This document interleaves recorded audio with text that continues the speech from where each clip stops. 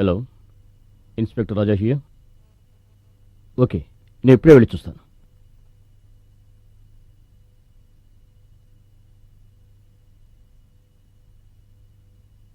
Good morning sir. రమ్మన్నారట?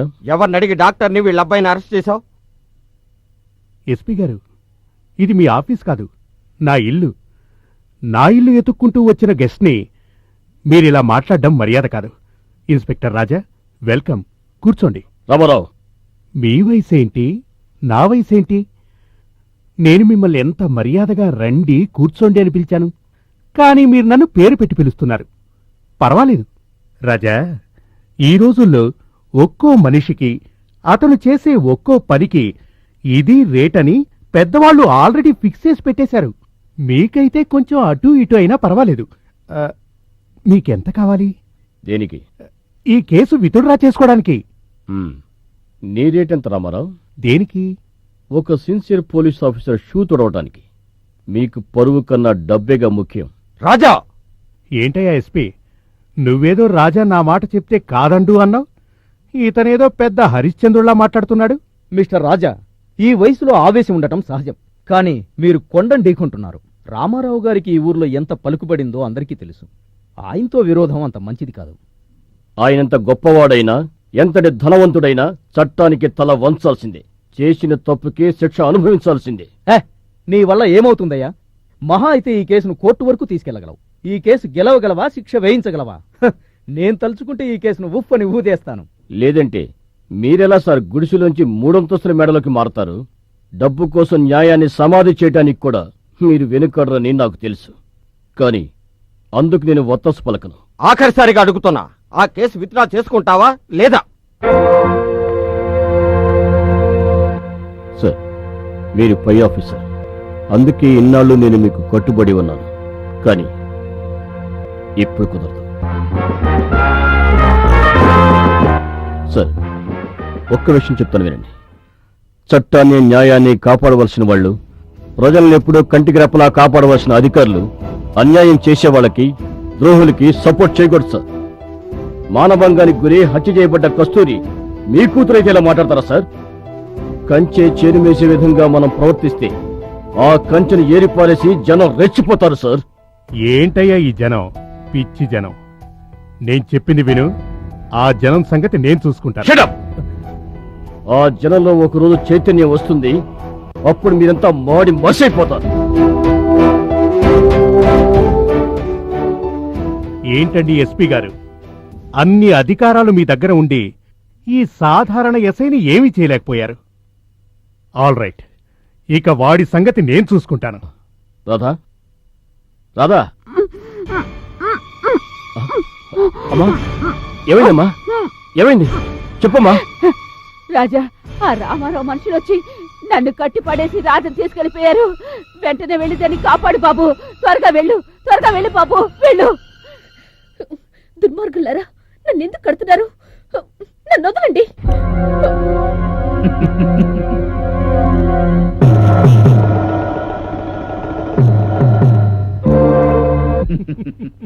నీకు ధైర్యం ఉంటే ఈ కట్లు విప్పు, అప్పుడేం చేస్తాడో చూడు. నువ్వు కోపంలో ఉన్నా చూడ్డానికి చాలా అందంగా ముద్దుగా ఉన్నావు తెలుసా? నీ ఒంట్లో ఉన్నది రక్తం కాదు, ఆడవాళ్ల కన్నీళ్లు, నిరుపేదల చెమట. నువ్వు చేసిన పాపాల్ని ఈ భూమి కూడా తట్టుకోలేదు. ఒకరోజు నీతి వరదలా పొంగొచ్చి నిన్ను నిలువులా ముంచేస్తుంది. రాజకీయాల్లో అసలు జాలి చూపకూడదు అంటారు.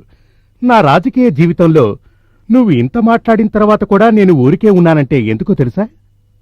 నీ ప్రియమైన మొగుడిక్కడికి రావాలి, వాణ్ణి ప్రాణాలతో పట్టుకోవాలని.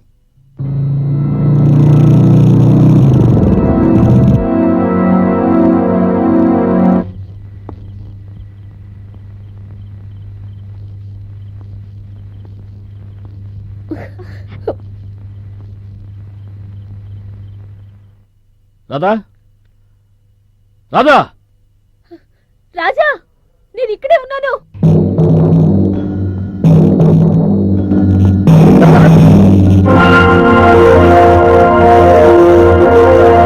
వెల్కమ్ రాజా, వెల్కమ్. మర్యాదగా రాధను వదిలేస్తావా లేదా? అరే ఎందుకయ్యా అలా గొంతు చించుకుంటావు? ఇలా చూడు, అన్ని చోట్ల పోలీస్ స్టేషన్లు కావు, అన్ని చోట్ల నువ్వు పోలీస్ ఇన్స్పెక్టర్వి కావు, అది గుర్తుంచుకో. రాజా, నా కొడుకుని డాక్టర్ని మర్యాదగా నువ్వు ఇప్పుడే విడుదల చేస్తే నీ రాధని నేను విడుదల చేస్తా. It is impossible. ఇలా చూడు, నువ్విలా మూర్ఖంగా ప్రవర్తిస్తే నష్టమేంటో తెలుసా? నీ ప్రియమైన రాధ. గుర్తుంచుకో. రాజా, నాకేమైనా పర్వాలేదు, మీ కర్తవ్యాన్ని నిర్వర్తించండి. ఇక్కడి నుంచి వెళ్ళిపోండి. రాజా, ఆఖరిసారిగా అడుగుతున్నాను, ఏమంటావు? రాజా, ఇలాంటి దుర్మార్గులు చట్ట ప్రకారం శిక్షింపబడతారు. మీరు వెళ్ళండి. పాపం, చాలా ఆవేశపడిపోతున్నాడు. బాయ్స్, ఇక మీదట వీడికి ఒంట్లో ఆవేశమే రాకుండా చెయ్యండి. వస్తాను రాజా, టాటా.